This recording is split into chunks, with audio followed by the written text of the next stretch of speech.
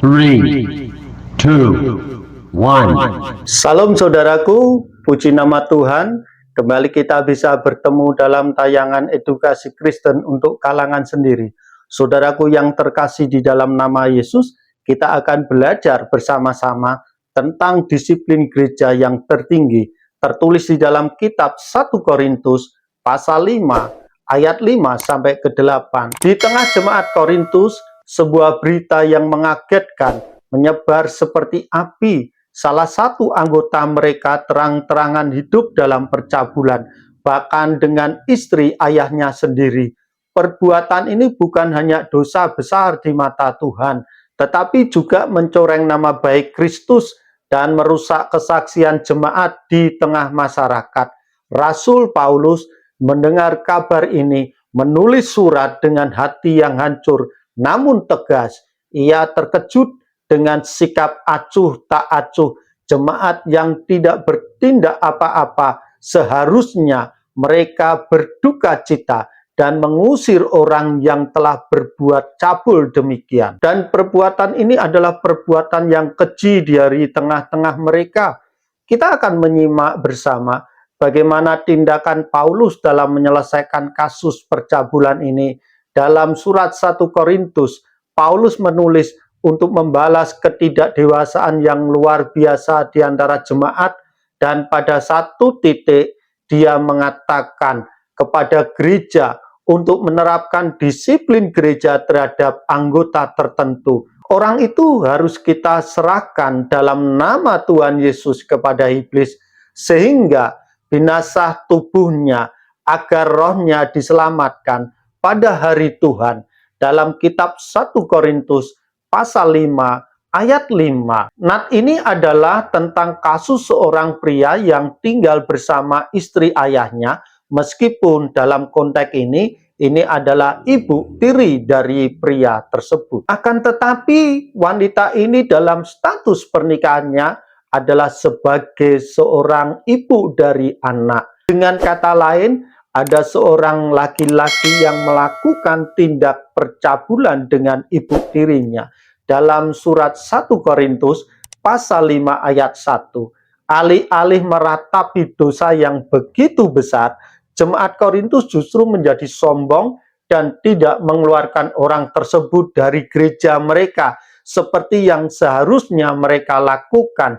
Paulus tahu bahwa perilaku tidak bermoral ini tidak boleh dibiarkan begitu saja. Meskipun Paulus secara fisik tidak berada di dalam kota Korintus, ia dapat membuat penilaian terhadap situasi ini. Dalam surat 1 Korintus pasal 5 ayat 3, bahwa ia dapat membuat penilaian tersebut dari kejauhan, menggarisbawahi kegagalan jemaat Korintus dalam menghakimi mereka yang berada di tengah-tengah mereka. Penghakiman yang Paulus umumkan adalah penghakiman yang berwibawa. Ia menyerukan nama dan kuasa Yesus serta kesatuan yang ia miliki dengan jemaat Korintus dalam roh. Paulus menyatakan bahwa orang ini harus diserahkan kepada iblis.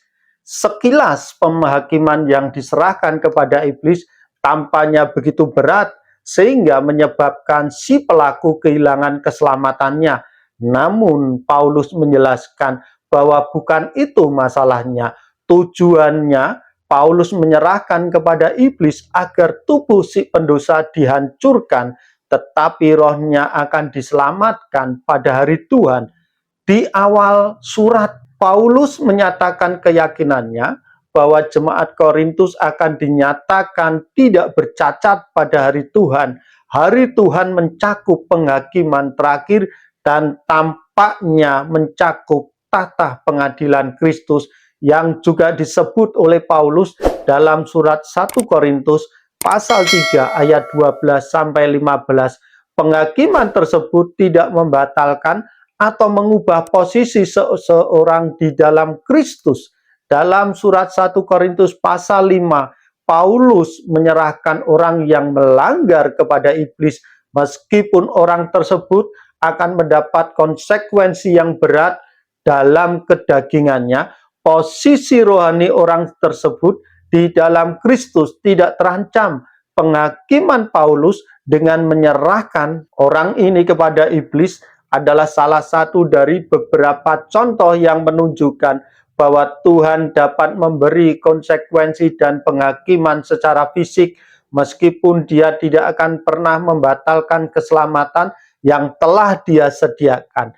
Ananias dan Safira adalah anggota gereja yang terhormat di Yerusalem, tetapi mereka berbohong kepada Tuhan dan kehilangan nyawa mereka. Yohanes berbicara tentang dosa yang dapat membawa kepada kematian. Paulus menyebut bahwa beberapa orang di Korintus jatuh sakit dan bahkan ada yang meninggal karena mereka memperlakukan perjamuan Tuhan dengan tidak benar. Pelajaran yang perlu dipelajari oleh jemaat Korintus adalah bahwa mereka bertanggung jawab untuk menghakimi satu sama lainnya di dalam gereja dan meminta pertanggungjawaban satu sama lainnya atas perbuatan mereka. Mereka tidak boleh mencoba menilai siapa yang diselamatkan dan siapa yang tidak. Jika seseorang menyebut dirinya saudara, maka mereka harus memperlakukan orang tersebut sebagai saudara. Di dalam surat 1 Korintus pasal 5 ayat 11, kita bisa memperhatikan sebuah referensi yang menyebut dirinya saudara. Secara hierarkiah, saudara seiman. Saudara dan saudari harus saling bertanggung jawab. Kita harus saling mendorong satu sama lainnya untuk mengasihi dan melakukan perbuatan baik seperti yang ditantang oleh penulis Ibrani. Kadang-kadang hal ini termasuk menghakimi dosa dengan benar dan menantang satu sama lain untuk melakukan yang lebih baik.